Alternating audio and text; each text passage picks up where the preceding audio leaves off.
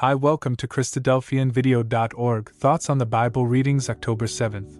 1 Chronicles 23, Ezekiel 33, Ephesians 5, 6.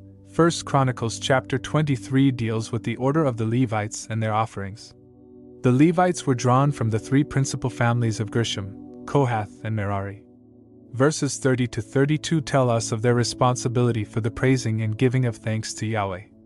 Additionally, those Levites were responsible for maintaining the furnishings of the temple. From Ezekiel chapters 33 to 39 we have what are termed prophecies of the restoration, and those prophecies have reference from 1948 onwards. Chapter 33 has a universal application to every age, as it outlines the responsibilities of a watchman. We are all to be watchmen insofar as we must provide a warning whenever we see danger nearing. If we do not provide any warning, we bear the guilt of the loss of life that has occurred. How pertinent were the words in the prophet's own time with the Babylonian invasions, of which there were 4.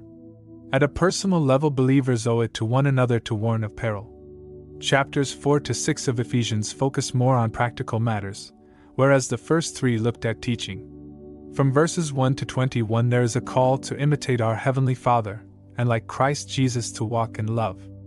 From chapter 5 verses 22 to 33 husbands and wives are instructed once again. The love of Christ is our example.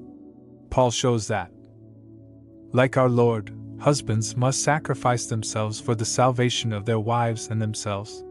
Genesis 2 provides us with a parable about Christ and his bride the ecclesia.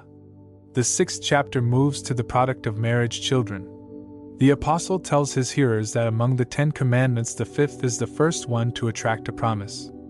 Honor your father and mother, that your days may be long on the earth. Additionally, fathers need to understand that children must be encouraged, rather than constantly criticized.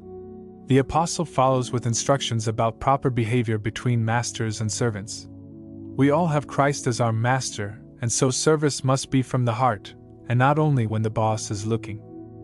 In the Roman world at this time, 2/3 of all people were slaves. The chapter concludes with the need to put on the whole armour of God, the panoply.